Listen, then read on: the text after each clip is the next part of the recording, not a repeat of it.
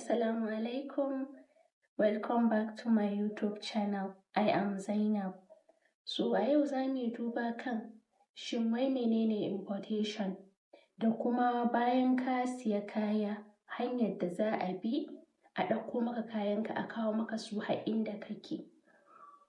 Sannan kuma za mu duba kan yanayin ƙasashen da ake iya importing kaya daga gare su da kuma nau'o'in abubuwan da ake samu a wannan ƙasashen. So ku dai me nake so ku yi sticking har zuwa ƙarshen bidiyon mu, sannan ku yi subscribing, ku yi liking, ku yi sharing.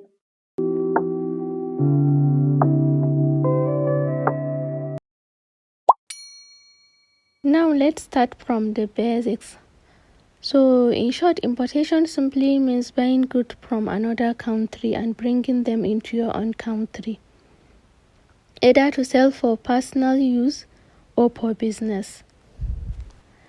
Don haka yanzu a taƙaice da Hausa zan ce importation yana nufin siyan kaya daga wata ƙasa domin kasuwanci ko amfanin kanka. Misali, idan ka siya handbags, wayoyi, takalmi ko skincare products daga China, wannan importation ne. Yanzu haka yawancin 'yan kasuwa a Najeriya suna samun riba ne daga yin hakan. Watakan daga siyo kaya daga wasu ƙasashe su kawo Najeriya domin saida su samu riba. Kuma wannan importation za ka iya yin shi da kanka saboda akwai website kamar su 1688, Alibaba da Pindodo, inda za ka iya samun kaya masu kyau da arha, direct daga masana'anta at factory price. Abinda kawai kake bukata shine ilimi, haƙuri da kuma trusted supplier. To yanzu tunda mun ga menene importation, bari mu shiga batun da yake da mahimmanci, wato shipping. Shipping shine hanyar da ake kawo kaya daga China zuwa Najeriya. Kuma akwai nau'o'i biyu da ake amfani da su, wato air shipping da kuma sea shipping. Saboda ba wai siyan kayan ba, hanyar da za a ɗauko maka su domin a kawo maka su inda kake. So shipping shine hanyar da ake kawo kaya daga China zuwa Najeriya. Kuma akwai nau'o'i biyu da ake amfani da su, shine air shipping da kuma sea shipping. A taƙaice air shipping wannan shine shipping na jirgin sama. Yana da sauri sosai, yawanci yana ɗaukar mako 2 zuwa 3 kafin kaya su iso. Amma gaskiya kuɗinsa ya fi yawa. Yana da kyau idan kaya kaɗan ne kamar waya, accessories ko cosmetics.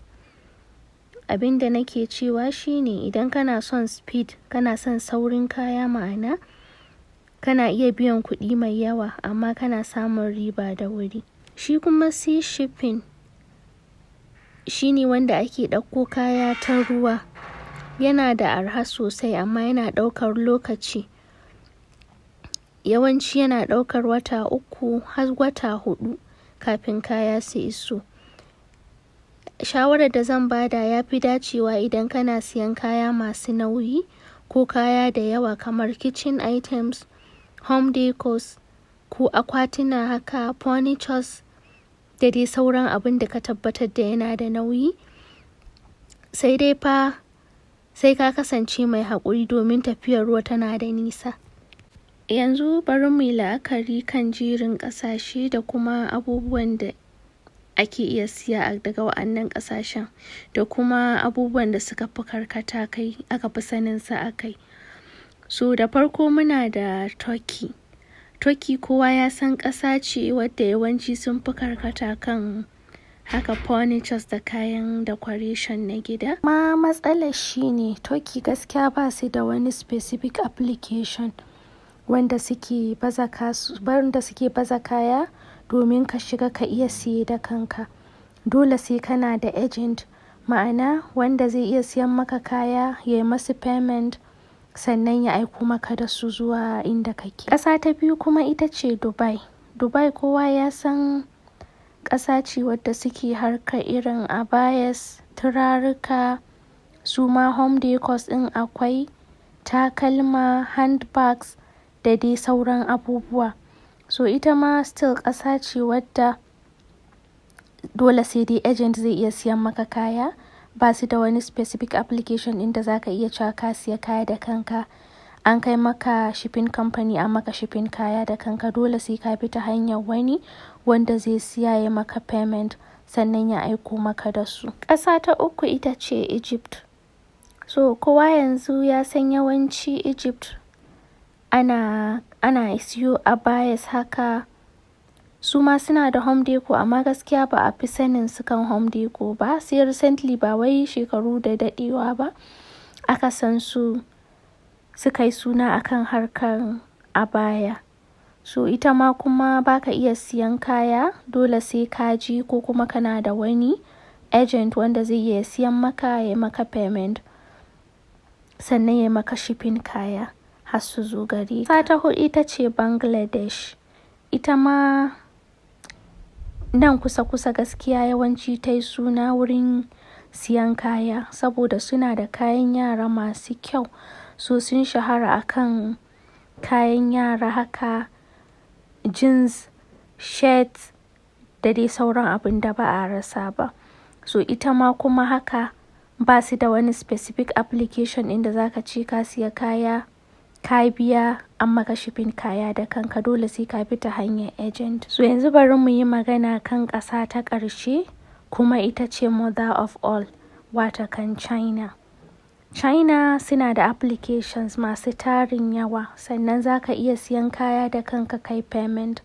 Sannan akwai varieties of kaya wa'anda za ka yi sourcing da kanka, ka biya supplier, kai negotiating da supplier, kai payment duk da kanka. Sannan ka ba da shipping address ɗinka su kai maka kaya har kaya su same ka inda kake. Don haka shi yasa yanzu da yawan masu importing suka fi karkata kan China, saboda ko me kake nema China suna da shi, saboda wasu ƙasashen ma da yawa China ke masu production, iyaka su sa made in ƙasarsu. So don haka China ta haɗa komai da komai, so don haka za mu fi karkata kan China. Yanzu kun ga yadda ake yin importation da kuma bambancin hanyoyin shipping. A bidiyo na gaba zan nuna muku yadda ake samun trusted suppliers da yadda za ku buɗe application na Alipay saboda yin payment, da kuma yadda za ku lissafa kuɗin abu kafin ku siye shi, da kuma yadda za ku yi lissafin kuɗin shipping kafin yin order. Saboda importation ba wahala ba ce, ilimi ne. Idan ka koya za ka iya yin nasara daga gidanka kawai. Don haka don't wait until you have plenty money. Ka fara da abu kaɗan. The most important thing is to start. Ni ce Zainab, kuma wannan shine Learn with Zainab, inda nake koya maku yadda ake kasuwanci cikin fahimta, tsari da amana. Ku danna subscribe, ku yi like, ku raba wannan bidiyo domin wasu masu amfana. Sai mun haɗu a bidiyo na gaba.